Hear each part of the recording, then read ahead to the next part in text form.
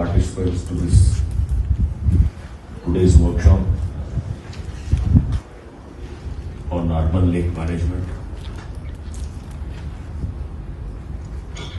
Good morning, all of you.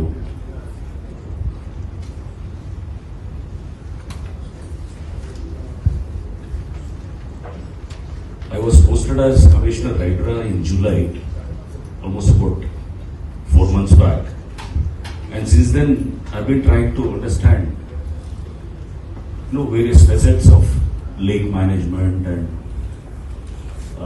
from the various perspectives, different perspectives, like from the environmentalist side, or could be from the engineer side, or from the common people side, and from the real estate side. We have awareness. Hydra is an acronym for Hyderabad Disaster Response and Asset Protection Agency. So we have two fundamental elements in this. One is the disaster response, or we call the disaster management part, and the other one is the public assets protection. Both are interlinked. So when you try to protect a lake or a stream, then naturally it has a salutary effect on the disaster, prevention of the disaster. So that's why it's brought under the same umbrella that both have to be managed by Hydra. Now, this is an institution first of its kind in the country, and this is conceived by the state government. I was mentioning about this to Dr. Vaidya also, that this is an institution which probably many of the states and other governments are trying to emulate. Probably in the next few years, you will find lots of such institutions coming up in various states or could be at the center. Now, what exactly does Hydra do? As already mentioned, we respond to disasters.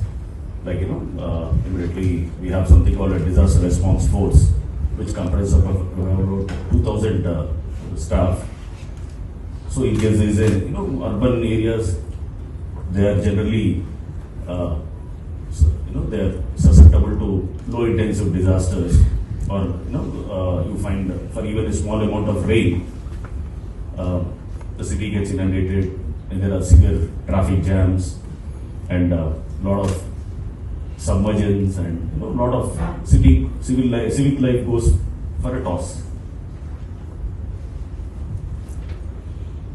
Now this disaster response all the time, earlier there was an institution called EVDM in Hyderabad that was part of the 𝘀𝗲𝗍, Great Hyderabad Municipal Corporation. And this EVDM is again, the abbreviation for enforcement, vigilance, and disaster management. So this was headed by an IPS officer of the rank of an SP, and it was reporting to the 𝘀𝗲𝗍 Commission. Now government has conceived this Hydra and created to an executive order by a government, by a GO in July 2019. July 19th, 2024.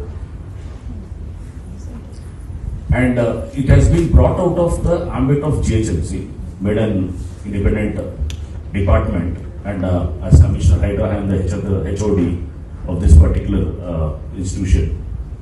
And I'll be reporting to the Principal Secretary MAUD and to the whatever these parks or whatever, these are not, you have not got it as a legacy from the previous generations, but we have taken more of a sort of debt from the future generations, right? So this is not part of the legacy. So we have to safeguard this particular, these assets. Now, coupled to this is the problem of urbanization in the country, and more so in Telangana. Telangana urbanization is much on a bigger scale when compared with the country. Like, the present urbanization, if you see, it is almost about 35 to 36% in 2023-24. But the state of Telangana is slightly ahead, almost about 12% more than what it is on the national average. So we have almost about 47-48% of the state is urbanized. mainly because Hyderabad constitutes the major chunk of the population in the state of Telangana.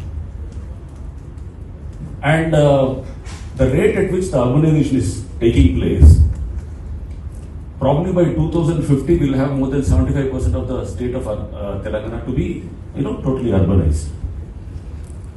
And Hyderabad is one among the top 5 cities, top 5 fast-growing cities in the world.